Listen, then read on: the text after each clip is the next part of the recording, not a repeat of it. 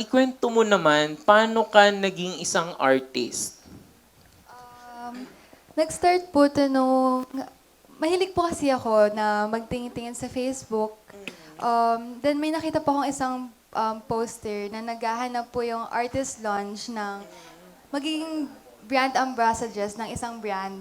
Then, ang target ko po talaga is mag-audition po for that. Then, nung Okay. time na nagpunta na po ako for a go-see din, bigla po nila akong pinag-act.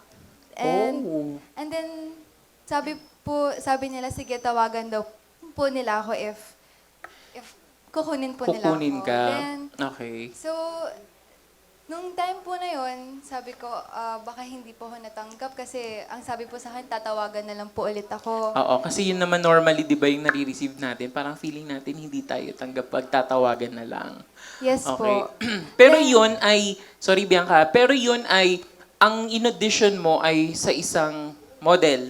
Opo, Okay, pero pinag-act ka. Opo, Okay. pinag-act po ako bigla.